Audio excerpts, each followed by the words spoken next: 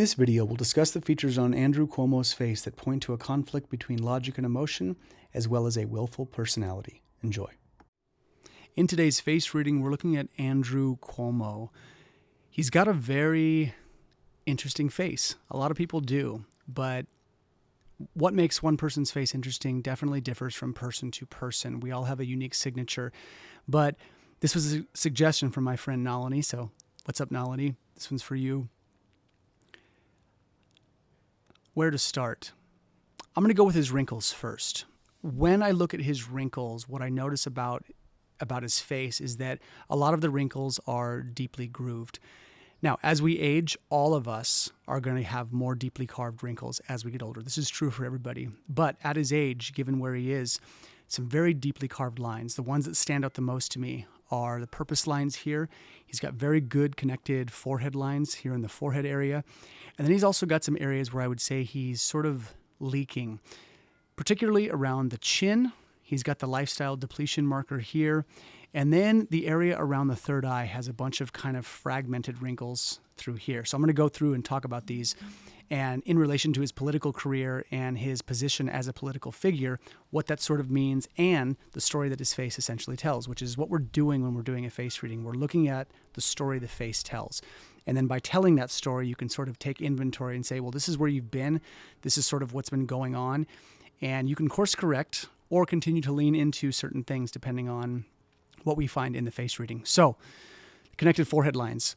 This is the mental sphere. When we see these lines across the forehead, when they connect, and when someone furrows their brow and they lift the eyebrows and those lines connect, that means the articulation of ideas, the ability to sort of cohesively string ideas together and usually put them to words pretty well is one of the aptitudes. So he's got this. As a politician, this is going to serve him.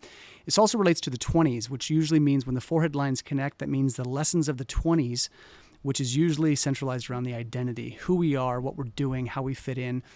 Those things are integrated. So that's favorable. Like connected forehead lines are a good thing. And especially if you're going to be in a speaking job, this is something that I would say you want. He's got these. So that's favorable. Now moving down into here, when we see this sort of this clouded area here where there's like a lot of wrinkles kind of happening and distortion, if we have a horizontal line here that forms, usually that's something dietary relating to the sustenance and what we're taking in. He doesn't really have that, but there's a lot of movement right here. There's a lot of things going on. And so what that points to usually is when we have sort of these scattered wrinkles that don't seem particularly cohesive, that usually means the middle eye, the left and right sides of the person, the logical side and the intuitive side, there's usually, that's where this area is where those things merge. And when we see sort of a like scattered or a little bit chaotic there, that means those two universes don't necessarily totally link together and aren't as cohesive as they probably should be.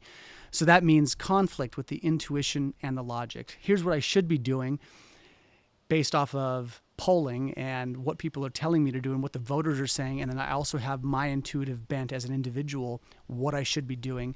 And he's got some conflict here.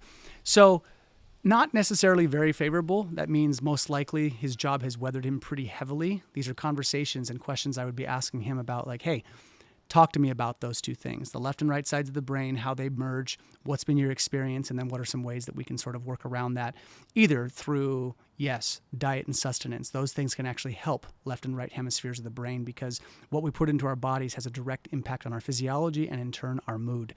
So from there, the purpose lines, the nasolabial grooves here, he's got these very deeply connected, which means purpose-driven. So these are age and stage appropriate lines for him. If a person is 80 years old and they don't have these lines, that's not favorable. That sort of says that the purpose, at least the person's relationship to what they're doing in life, isn't fully linked up, and there's a lot of room to explore. And if you're 80, that's not great because you probably don't have a ton of years left. At his age right now, these are deeply carved. And as a politician, that means he has purpose. What he's doing, how he feels about it, how he operates, the things that he pursues are very much a part of who he is. So depending on how you align politically, you can say that's a good thing or a bad thing. If it's someone you don't like, you're like, ooh, I don't want them to have purpose in this area because I don't like what they do. But if you're in favor of him and you like him, it's going to be something that you're going to say, yeah. Those are our external sort of judgments when we look at these things. But having purpose, whether you think as an outsider is good or bad, is kind of irrelevant. That means this person is driven. And then you have to look at their life terrain, what they're doing, their shen, the spirit countenance of the face, to see where this person is actually going. But he does have very defined purpose lines. Now, down here, he definitely has this horizontal line here, which is lifestyle depletion.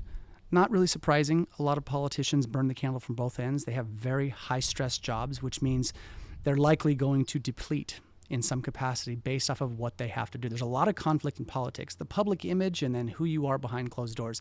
That is a dynamic in politics that we all know is usually a dark one. That's not something that people are really good at doing. Humans don't really compartmentalize that kind of stuff really well. And in politics, you have to. But this lifestyle depletion means he's leaking in more than one area. That means diet, emotional, physical, spiritual. These are questions I would have to ask him if he were a client. I would say, hey, let's go down the list and check in. What are you doing? And how are you also recharging your battery? Because if you don't do that, this marker is basically saying you're slowly losing Jing when you probably shouldn't be. And moreover, you don't really need to. There are ways you can adjust your lifestyle to mitigate that. He's also got some of these marks through the chin. Now, he does have that central little divot, which is an attention marker. And because of that, I'm going to jump to these right here. He's got these dimples right here. When he smiles and when he talks, these are also attention markers.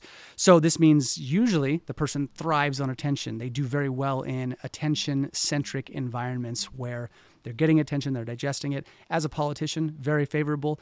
And you could argue because of him being in politics, these wrinkles may have gotten deeper along the way. I would have to find pictures of him in his very early days, in his 20s and 30s to kind of see if those were still there. But he's definitely got them. But he's also got these kind of divots and dents around the chin. When we see that, and it's outside of the central divot, we have to look at the willpower and the use of willpower. So the chin is a water feature. So the way you identify the chin is from the outside edges of the mouth straight down, sort of where like the goatee would be on a person. So like on my facial hair, this little inner area inside the mustache, that's the willpower area. The chin relates to willpower. So when we see these marks, you have to kind of think broadly. The geography of willpower is right here. And when we see those marks and divots, it's almost like craters or things being hit into that area. Sort of like you could think like meteors hitting in this geographical terrain of the body. And so when we see this, there's usually a conflict with willpower. How they're using their will, what they're pushing, what they're doing. Either they don't fully align with it always, or they're having something where they're overusing it. They're pushing a bit too hard.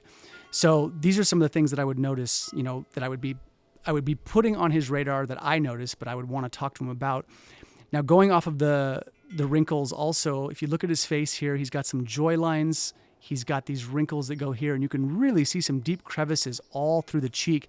Now, mind you, the lighting in this picture really highlights the wrinkles, but these are a lot of wrinkles, and they're deep, and they're really carved in. So when we get the lines that go up like this, these are joy lines. That means there's definitely enjoyment in what he's doing. He's got this, but then he's got these lines that bleed down sort of into the cheek, which are sadness lines. Usually when there's prolonged sadness or someone has really navigated some hard shit in their life for prolonged periods of time, these will show up.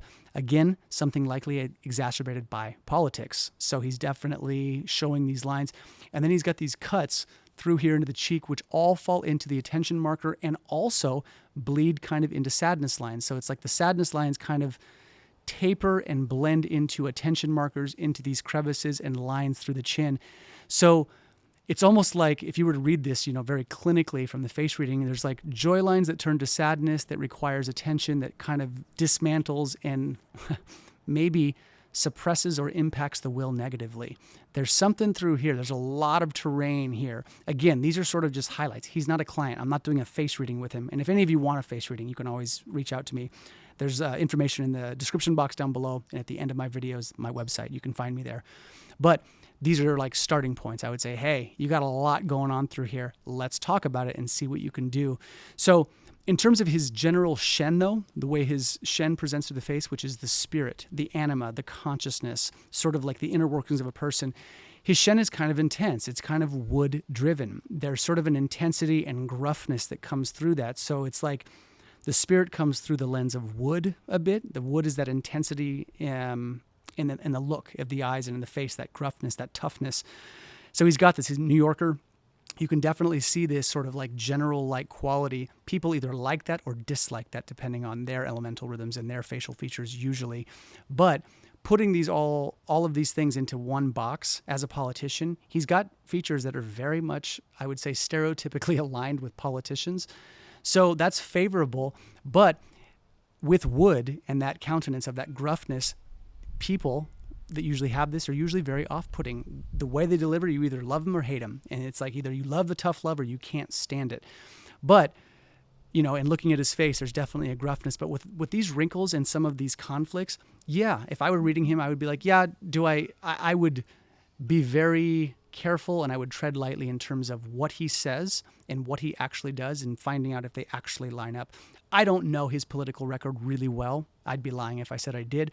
But just reading from a cold face reading perspective, these are the ideas that I would be sitting with. All right, y'all, that's all I've got for Andrew Cuomo today. If you guys have questions, please let me know. And as always, thanks for your time.